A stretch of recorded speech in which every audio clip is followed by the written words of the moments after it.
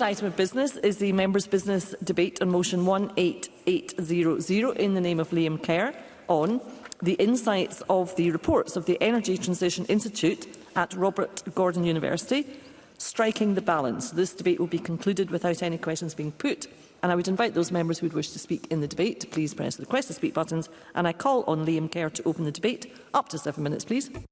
Thank you, Presiding Officer. I'm very grateful to cross-party colleagues for their support to debate this motion, because signing a motion in this Parliament doesn't necessarily mean agreement with it. Rather, it shows a willingness to debate, to listen, to test arguments that may not accord with one's own views.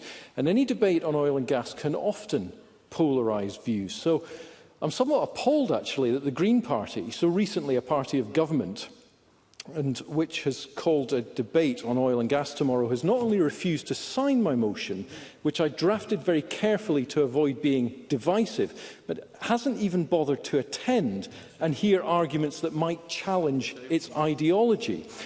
Because this debate is not about ideology, it's about evidence. Evidence contained in the Striking the Balance, the report from the Energy Transition Institute at Robert Gordon University. It's not a lobbying document, it is not a press release, it is a rigorous, data-driven assessment of the future of the UK's offshore energy workforce. And its conclusions should give every member pause for reflection, because it warns that without urgent, coordinated action, the UK's oil and gas workforce could shrink by around 400 jobs every fortnight for the next 5 years. That's the equivalent of losing the entire Grangemouth workforce every 2 weeks. It also warns that if Scotland's governments fail to pursue renewable energy at scale, whilst continuing to let oil and gas decline, nearly 30,000 direct employment offshore industry jobs could be lost by the early 2030s. Those aren't just numbers on a spreadsheet. They are people, families, mortgages, communities, especially in the North East, where 1 in every 6 people works directly or indirectly in oil and gas. Across the entirety of Scotland, it's 1 in every 30 people. And on the economic point, I was told last week that Shell alone contributes £12 billion to UK GDP and 78,000 jobs. So this is not only an energy issue, it's an economic and a social one. Mr Ewing. Fergus Ewing.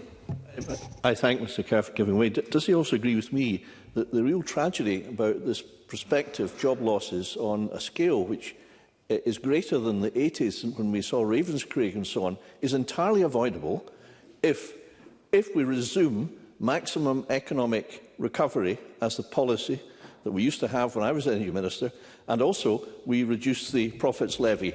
Those two things will prevent the job losses on a scandalous scale. Liam Kerr.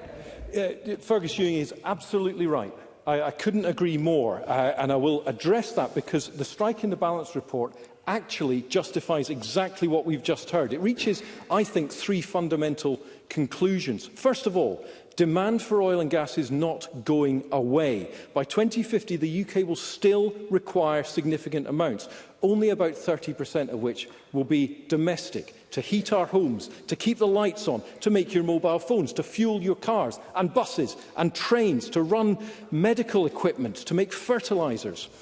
Today, the UK produces about 20% of the oil and gas it uses. Even if we achieved net zero, even if Jackdaw and Rosebank go ahead, the UK will still need to import more oil and gas than it produces to meet demand. That's more imports from countries such as the USA, where production emissions are 3 to 4 times higher, countries with dubious regulatory or human rights records, countries who might capriciously switch off supply.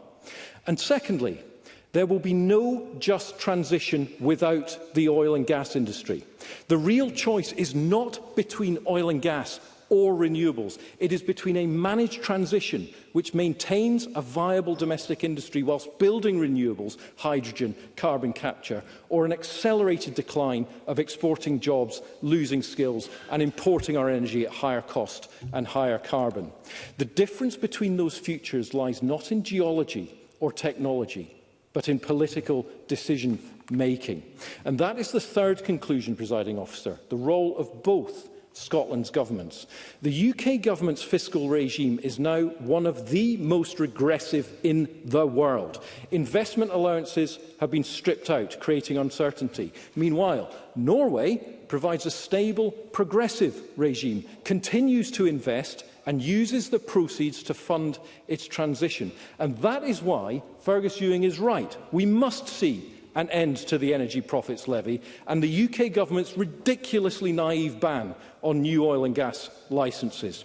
The Scottish Government, meanwhile, says one thing in Aberdeen and another in Glasgow. The no new oil and gas rhetoric, reiterated by the former First Minister Nicola Sturgeon just last week, may win headlines, but it sends a chilling message to the very workforce that will deliver net zero. And no one can ignore that the Scottish Government's draft energy strategy still contains a presumption against new oil and gas. Presiding Officer, it is the people of oil and gas who will drive this transition. But, Presiding Officer, half of Aberdeen's energy workforce holds a degree qualification.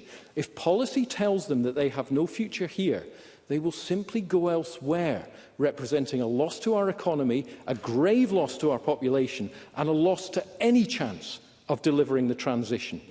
Now, as the report highlights, there is a very narrow Goldilocks zone between 2025 and early 2030 in which the UK must sustain and repurpose its existing workforce. If we run down oil and gas before renewables are ready to absorb those skills, the opportunity will be lost, and so will tens of thousands of jobs.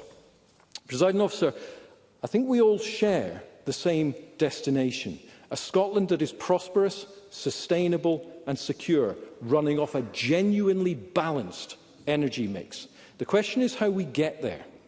The Striking the Balance report makes clear that the window of opportunity is closing. Act wisely now, and we can secure the sweet spot of the transition, protecting jobs and skills whilst cutting emissions.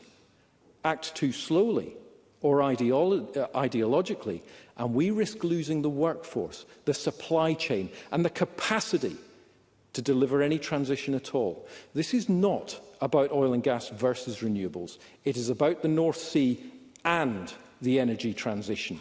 A transition that, if managed properly, can secure Scotland's energy future and the livelihoods of the people who will power it. Thank you.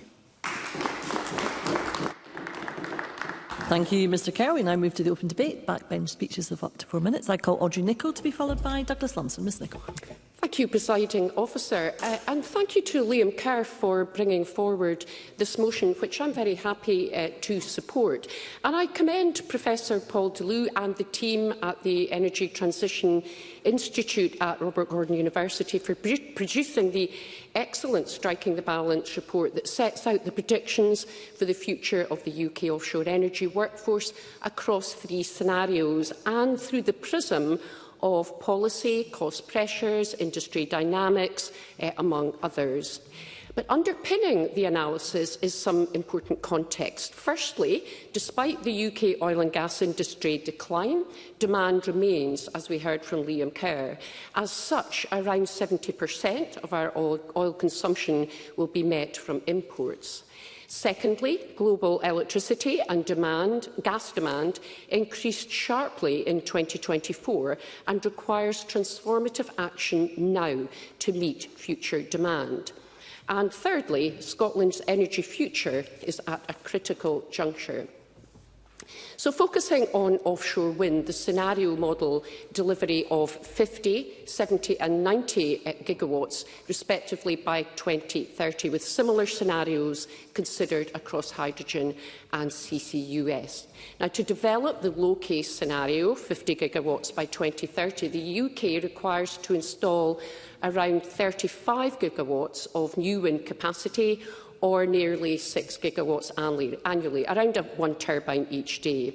So what does this mean for our future energy workforce? The report highlights that securing UK content to 2030 will be crucial to sustaining a world-class offshore energy supply chain and workforce.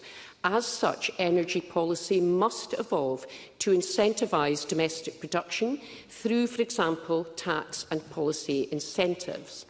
Now, I welcome the Scottish Government commitment to the Oil and Gas Transition Training Fund, and I also welcome the findings in the Transition on our terms report that states that workers want action to create good unionised jobs in renewable industries, to support workers' transition into these jobs and to ensure profits from the transition are returned to workers and communities. And I also welcome the latest Just Transition Fund announcement of £8.5 million for clean energy supply chain development. Very briefly. Liam Kerr. Briefly, I'm enjoying the member's contribution very much here. I wonder if she would agree with me that really what's needed here is for both Scotland's governments to come out with a genuine, holistic strategy to govern the transition, the oil and gas industry and the energy mix going forward. Audrey Nicholl. I thank Liam Kerr for that intervention, and I will come on to policy, which I think is often overlooked and I think is absolutely crucial. And in addition, the recently published UK Government Clean Energy Jobs Plan has emerged and it's certainly ambitious, but the reality is the Energy Profits Levy is costing jobs and investment. It is frankly infuriating that yet again the North East is likely to see further job losses, this time at Port of Aberdeen, that has seen a 25% drop in oil and gas activity over the summer, and ports are a critical part of our infrastructure to deliver manufacturing growth. So I again call on the UK Government to urgently change course on this damaging levy. Now, the report states that based on current public commitments and announcements, the UK should be able to deliver the Scenario 3 outcomes, but without intervention, it is likely to fall short of delivering the outcomes in either Scenarios 1 or 2 set out in the report. This concern is also reflected in the Scottish Affairs Committee report on the future of Scotland's oil and gas industry. And I draw on the words of Bob Sanguinetti, Chief Executive at Port of Aberdeen earlier this week, and he said supporting existing energy business is the most likely way of accelerating the transition, drawing on the experience and project management skills to deliver the vast scale of potential developments in renewables. There is so much more to say, Presiding Officer, so once again I thank Liam Kerr for bringing this debate forward. Thank you. Thank you, Ms Nicholl. I call Douglas Lumsden to be followed by Sarah Boyatt. Mr Lumsden.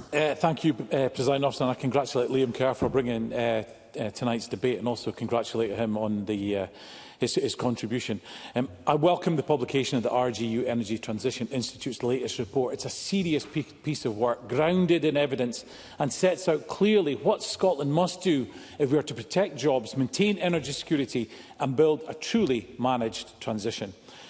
Now, my colleague has rightly focused on the impact on jobs of not investing in this sector will have in the North East and wider Scotland, but the report goes further than that. It says the North Sea's future success depends on a well-managed transition. Its message is unmistakable. We cannot deliver a credible transition without continued investment in our domestic oil and gas sector, and we certainly cannot deliver it if government policy is vague, confused or subject to the political mood swings of Labour and the SNP. Yet that is exactly what we have at the moment. The First Minister refuses to give a straight answer on whether exploration should continue. One day he hints at new licences, the next he dodges the question entirely, with vague assertions about drilling continuing if they meet net zero target. This is ill-defined and no one knows how they are measuring it. And Labour, who have ramped up the Energy Profits Levy and have a ban on new licences, well, they are no friend, and it's clearly Ed Miliband's aim to destroy the North Sea oil and gas industry. But they somehow think 13 jobs at GB Energy in Aberdeen will save the day. And we have Anas Sarwar, who is flip-flopping on the issue of new developments. He was opposed to Cambo in 2021, but is now pleading with his masters, Starmer, Reeves and Miliband, to change course. The penny must have dropped that his party's hostility towards oil and gas is a direct threat to our energy transition. This fiscal landscape and uncertainty is not harmless political noise. It shapes investment decisions and has real consequences for the people I represent in the North East. Now, I heard that first-hand at Shell last week. Conservative MPs and MSPs were there, SNP MPs and MSPs were there, but Labour politicians, they would have heard it from themselves from Shell if they had bothered to even turn up. The RGU report is crystal clear on this point. Failing to support a stable level of domestic production risks major job losses, skills flight and long-term damage to our supply chain.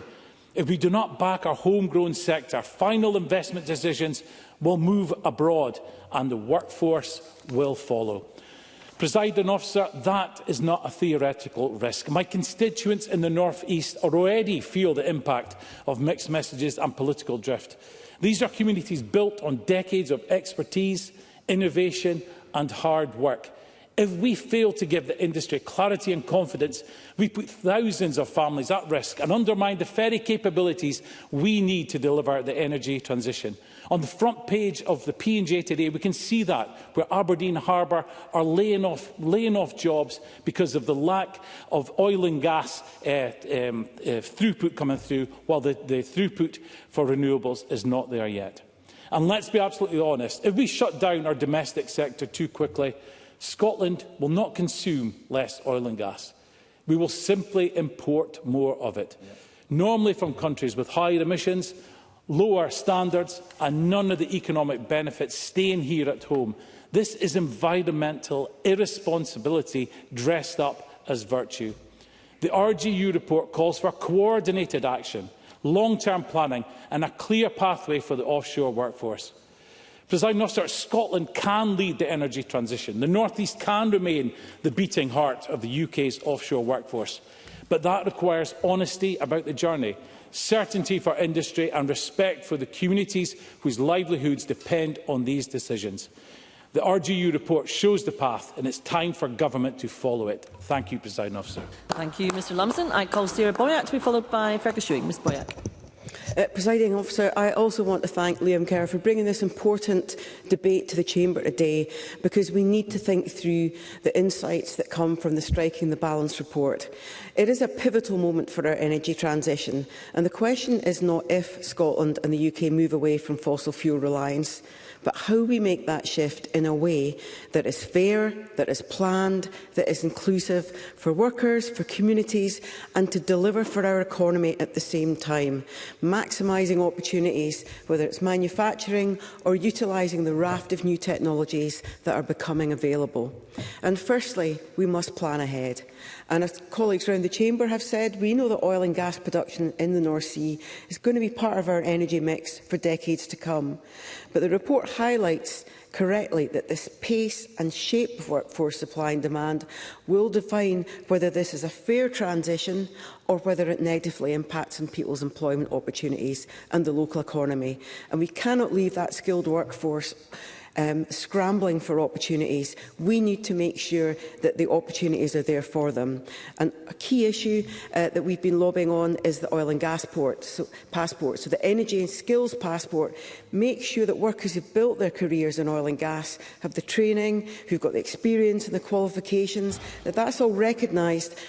No, I'm going to keep moving, as they move into a range of other jobs, whether it's renewables, whether it's carbon capture, whether it's decommissioning for existing platforms. And I also want to raise the point that was raised by Audrey Nicholl. It's vital that we recognise the role of trade unions and long-term negotiated terms and conditions. And that's one of the things in the North Sea that the trade unions have managed to do over the decades. Very briefly, on Dr. Simpson. Taking intervention. The trade unions, I think there was a campaign, no ban without a plan.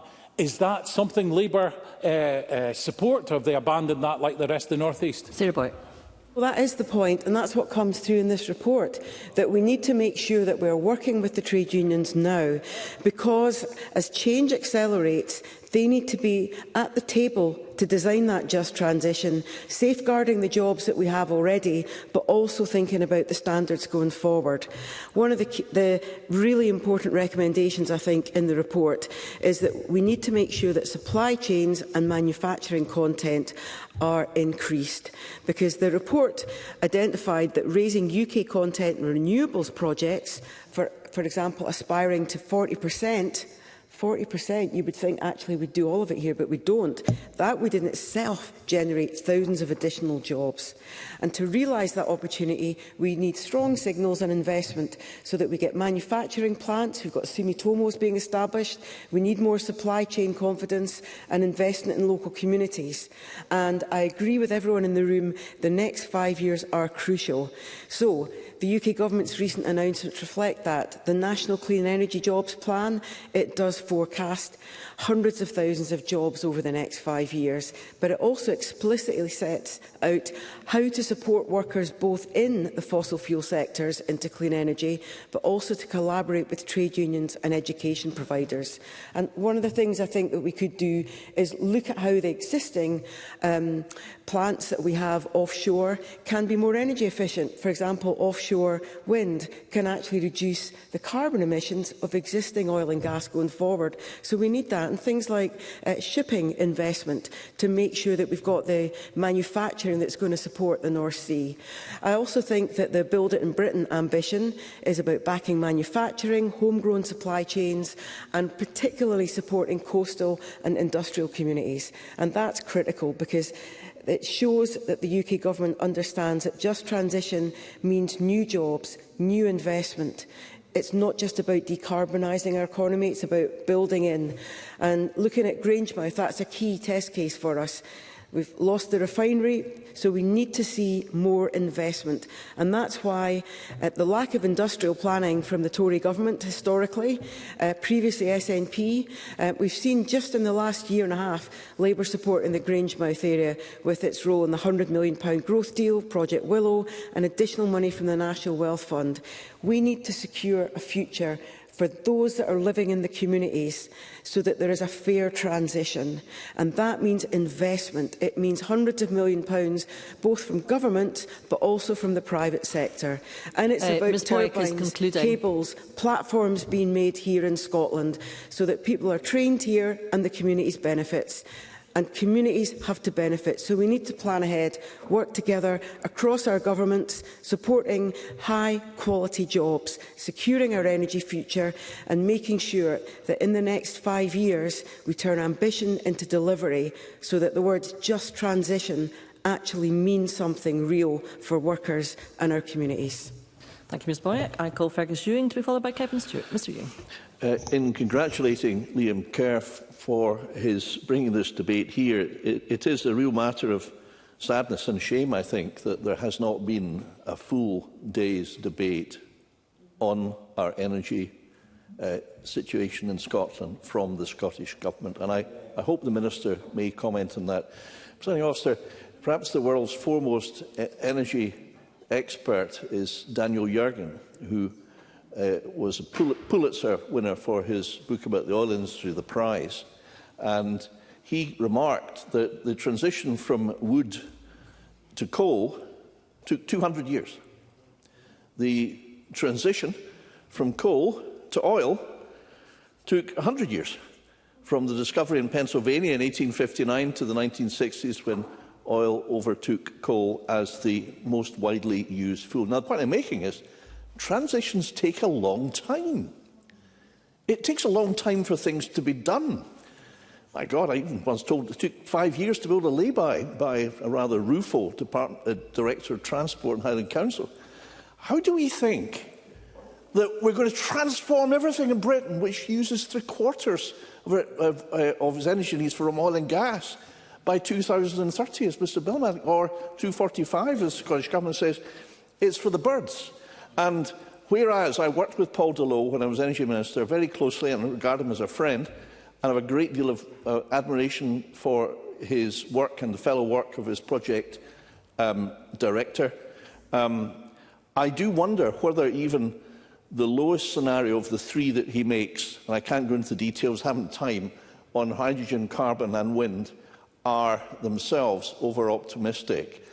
What I see at the moment is a disengagement of investment from offshore wind, troubled times ahead. That's what I'm hearing for various reasons. I'm sure the Minister will be aware of that. But let's look at our oil and gas industry. In Britain, the North Sea production is amongst the cleanest in the world. Now, the Greens, who are not here, which is a shame, because there's always the possibility that you can learn things in life, even for the most unlikely quarters. But if they were here, they would hear this, that the emissions of North Sea production have fallen by 34% since 2018. One-third reduction in just 6 years. Tremendous achievement. The average is 21 tonnes of carbon dioxide per tonne per barrel, compared with fracking gas in the USA, 76 tonnes, I believe, and Qatar around the same. So our production here is a quarter of what it is. Now, surely, if you're a true Green, like myself, for example, like myself, then I'm not against roads, and I'm not against cars. I'm against emissions. I'm not against all oil and gas production in the world. I'm against the dirtiest oil and gas production in the world. Now, I can't help but try to apply logic to problems. And if you apply logic, then surely the world move should be to try to encourage that UK reduction in emissions everywhere and take the lead. And incidentally, there's lots of money to be made in that too. Presiding Officer, we rely in our daily lives on oil and gas for everything. The protesters that glued themselves to Pall Mall were using a petrochemical product. The protesters that despoiled a Van Gogh painting with throwing paint at it were using an oil and gas product. I don't know if they knew it. My partner, who's an anaesthetist, every day uses anaesthetics. Just about every drug, anaesthetic drug, is an oil and gas byproduct. Do the Greens want us to go back to the days of chloroform, the gag, and, without being grisly, amputation by the saw? Because that's what they're asking us to do with this primitive, crude, illogical approach they take. So why can't we in Britain do, I think, what the majority of people in Scotland and south of the border want? Support our oil and gas industry. It's the best in the world. I had a ringside seat for 5 years. I saw it myself all over the world. I saw that our engineers were respected as the best in the world. Let's value them. Let's praise them. Oil and gas, as Gary Smith, is not the enemy. It's part of the future, along with our renewables as well. Thank you, Mr Ewing. I call Kevin Stewart to be followed by Stephen Kerr. Mr Stewart. Thank you, Presiding Officer. And first of all, I'd like to congratulate Liam Kerr in securing this debate and for his very logical contribution. And I'd like to thank Professor Paul Deleuve and Suman Kim of the Robert Gordon University Energy Transition Institute for their work in putting the Striking the Balance report together. As an Aberdonian, a North East loon who has many family members and friends working in oil and gas, I know how vitally important the energy industry is to the area that I represent and beyond. And as the report tells us, in 2024, there were around about 154,000 energy jobs in the UK, with 75% working in oil and gas and 25% in renewables. In the UK, about 1 in every 215 of the working population have energy-related jobs. In the northeast of Scotland, 1 in every 6 in work are employed by the energy industry. So striking the balance is absolutely essential to protect jobs, the economy and the communities of the northeast of Scotland. And if that balance is not struck, then the people that I represent will be left to the same fate as miners and mining communities were in years past, and there will be no just transition. We know from the reports that between 2023 and 2024, a balance was struck. About 5,000 oil and gas jobs went, but the renewables workforce increased by about the same amount. The report highlights that a just transition can be achieved, but that it won't be easy. It says that a balance can be achieved with the possibility of growth in the offshore workforce. However, my fear is that the worst-case scenario of the loss of 82,000 oil and gas jobs with only 45,000 renewables jobs gained is more likely than the best-case scenario and jobs growth. Why do I say that? Well, the UK Labour government is ignoring the experts, ignoring academics, industry, the workforce, the trade unions and communities. UK Labour are wedded to the energy profits levy, which is impeding North Sea investment.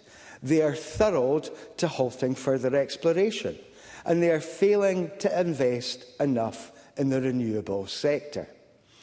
The report says that in order to strike the balance, planning the plan requires coordinated action.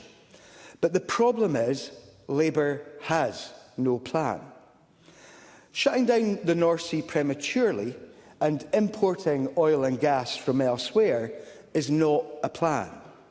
Stopping the likes of the Jackdaw gas development would mean no St Fergus, no Moss Moran, and it would mean getting the Acorn carbon capture project off the ground near impossible. I'll give way to Ms Boyack. Sarah Boyack. I wonder if the member has any idea when the Scottish Government's Energy and Just Transition Plan will be appearing, because we've been waiting for it for over 2.5 years. Kevin Stewart. The most important thing here is to recognise that these matters are reserved. The UK Labour government is in the driving seat here. Energy is a policy area that is reserved to Westminster. Now, my advice to the Labour government, to Ms Boyack, would be if they were truly serious about delivering for communities across this country when it comes to energy, then they need to put together an energy security plan combined with a transition plan to net zero. None of that has happened. It has happened elsewhere in almost every other country, but it does not fit Ed Miliband's agenda. And this is the problem.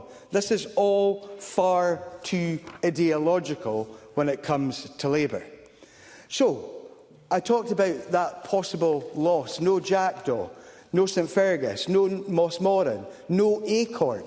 Thousands of jobs lost, more fossil fuel imports and endangering energy security because of ideology and the lack of a plan.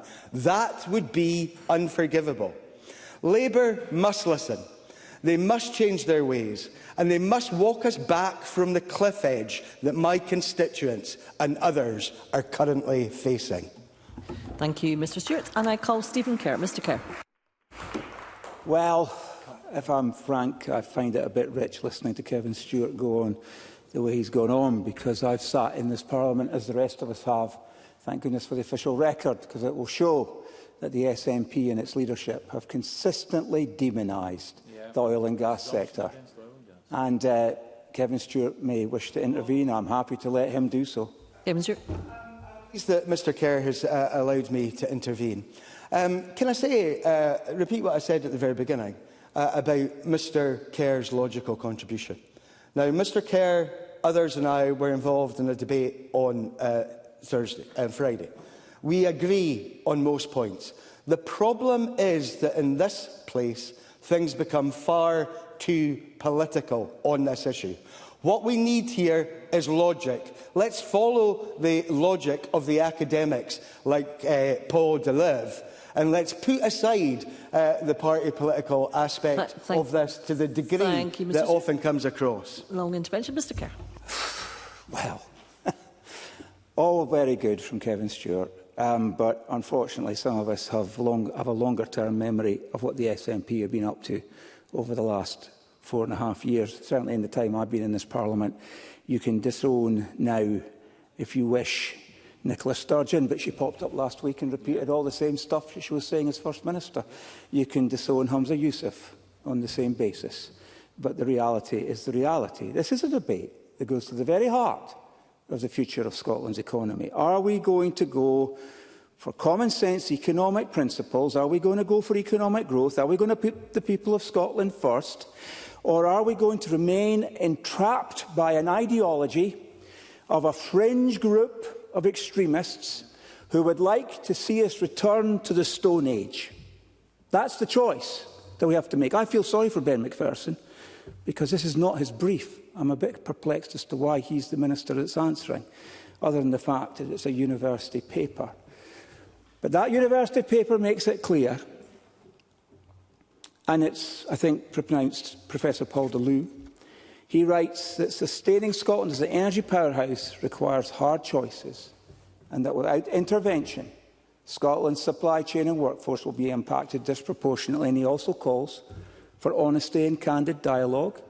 So I welcome what Kevin Stewart is saying. I should make that clear, because we should be evidence-led. I don't know how many speeches I've given in this Parliament saying the policy should be evidence-led. It should be based on fact, not fiction, not fantasy.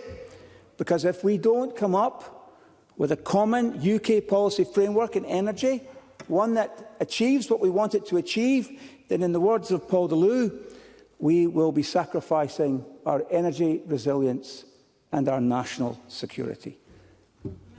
Of course. Claire Adamson.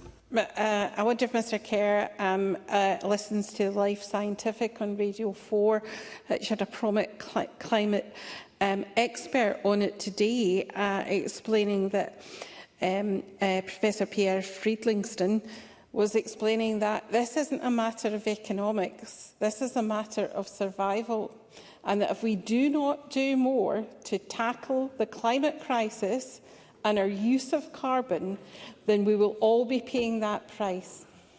Stephen Kerr. We're not going to do that at the price of tens of thousands of jobs. Yeah. We're not going to do that at the price of making our country poorer. Yeah. And no parliamentarian in this Parliament should be arguing for that kind of pathway forward, because it's nonsensical. We have had plans and strategies and promises of jobs in the renewable sector until our ears bleed. None of it happens because we are in denial of economic reality when we refuse to see things as they really are and instead transpose some fantasy. Now, there's lots that could be said, and I'm over time already, so I won't continue, except to say I have lived long enough to see the day when Fergus Ewing proclaimed himself a Green in this Parliament. I feel incredibly privileged to have been in the chamber to hear this. But I also know that he speaks in ordinate common sense on this subject, as he does on many other subjects, based upon economic fact.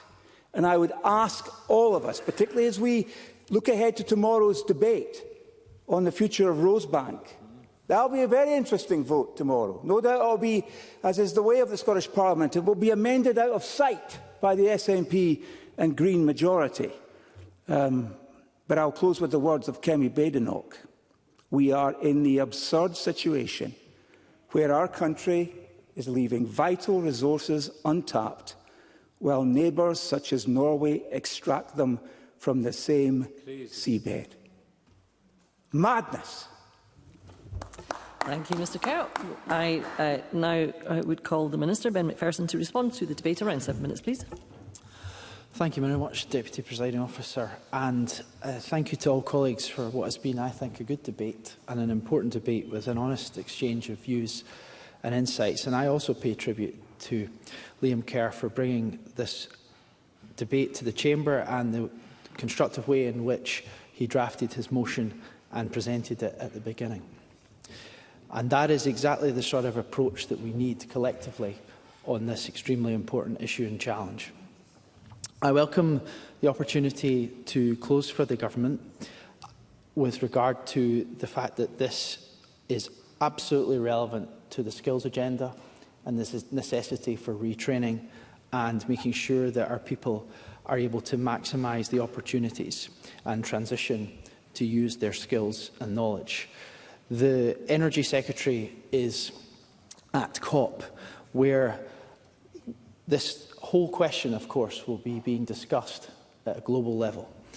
And while Scotland is a very small contributor to emissions in terms of the international situation, we are a very well-respected voice in terms of what we are doing to both transition to net zero, use our expertise and help those who are affected by climate change and seek to, in that collective challenge globally, reduce emissions at that scale, because that is what is needed. And we're an important voice in that room, while, of course, others are much bigger contributors of fossil fuels.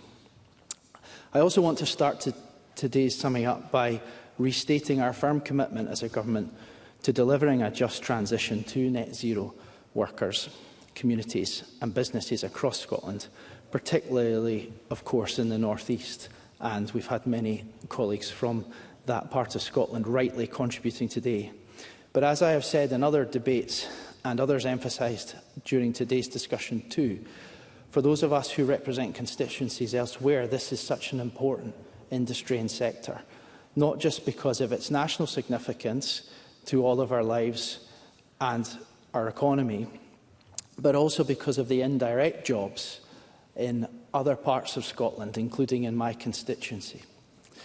The strength of the industry in the North East and Scotland's oil and gas and energy industry overall is world-renowned, and people have rightly emphasised that. And what has also been rightly emphasised is that this issue of energy policy is very much reserved to the UK Government. And I think today's debate emphasises that it's right that we debate both devolved and reserved policy, especially when they interact. Yes, of course. Douglas Lumsden. Sir, for taking the intervention, and I completely understand that most of energy policy is reserved, but the Scottish Government did come out with an energy and just transition strategy. Now, that's been in draft format for 2.5 years. So when will we see the final version of that policy? Minister. I refer the member to the answer that was given just last week, I think, in the Chamber on that point. I also think I'm glad the member raised that, and I say this without meaning to be party political, but there have been other times in this chamber where the publication of strategies and plans by the Scottish Government have been derided by other members. So I'm glad that there's now an enthusiasm for when it's right and appropriate that we should have plans and strategies, because they're an important part of how we drive policy and resource allocation.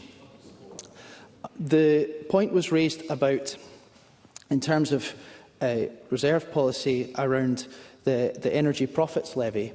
And while a levy on big business, not just energy businesses, but big business, was appropriate during the pandemic, where we saw, for example, our supermarkets making a very significant profit, I do think that it's important to emphasise that we should see the earliest possible end and complete reform of the energy profits levy, and we continue to call on the UK Government to do that.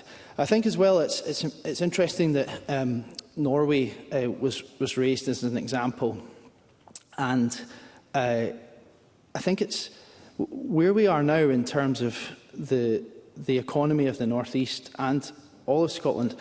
We could have received so much more benefit from decades past if investment had been made proportionately and appropriately into Scotland, given the amount of resource that went into the UK Treasury from the North East oil and gas industry. And I do think it's important for context to emphasise that on the record. What's also important and appropriate is what people have said about the need for fossil fuels and how that's considered with regard to a maturing basin. I do think that it's possible to acknowledge that we will need to continue to have fossil fuels utilised in our economy and our lives, but also the benefits of moving to net zero and being less reliant on fossil fuels. I'll take Liam Kerr. Liam Kerr. I'm very grateful to the Minister, and actually I wanted, on exactly that point, to give him the opportunity to respond to Claire Adamson's intervention from earlier. I think we all accept that demand is not going away, and such that the less we get domestically, the more we must import at higher emissions from less well-regulated regimes, from not-so-clean regimes, as Fergus Ewing pointed out. So does the Government agree with me that the environmentally responsible thing to do is actually to get oil and gas from the North Sea? Minister. I think there are important considerations that have been raised in those points. and I'm sure these will be debated during tomorrow's discussion as well in Parliament. I think what's also important to emphasise is that, of course, these are global energy markets of supply and demand, and it's not as simple as the way it's been portrayed as either or. So I think we need to just think about that carefully. I am conscious of time, Presiding Officer, but I'll take Kevin Stewart. Kevin Stewart. I thank the Minister for giving way, and to follow up on Mr Kerr's point, I think, again, looking at the logic here and the Climate Change Committee's figures on the oil and gas requirements of the UK over the peace to 2050, it quite clearly shows that if we shut down the North Sea too quickly, we are going to be much more reliant on those imports from the United States and Qatar. And it's been pointed out to get LNG from the United States is 3 times the carbon of taking oil and gas out of the North Sea. That is illogical. Does the Minister agree that in all of this we need to be logical rather than illogical? Minister, and if you start to conclude, please. I think we do, and I think we also have to be collaborative and not combative, because this is such a challenge for all communities in Scotland in terms of the impact on the economy, the necessity of energy security for everyone, and the interaction between, as things stand, UK and local governments. So I think today's debate has been important and useful in that collective discussion. I personally, and I know other ministers, will welcome further dialogue on these matters, and there are important considerations, of course, with regard to skills. As has been stated, the North East of Scotland has more people engaged in the offshore energy industry than anywhere else in the UK, and we appreciate that the risks of energy transition will be more acutely felt in that region. So in terms of understanding this, we have invested more than £120 million in the North East through our Energy Transition Fund and Just Transition Fund, supporting supply chains, delivering growth and helping workers to access new opportunities. We will continue to do this and other initiatives, and if members with an interest want to write to me on this, I can supply more information on the initiatives that are taking place, and will seek to keep members informed. I think there's so much more we could discuss here, but, Presiding Officer, I will conclude on that point. Thank you, Minister. And that concludes the debate, and there will be a short pause before we move on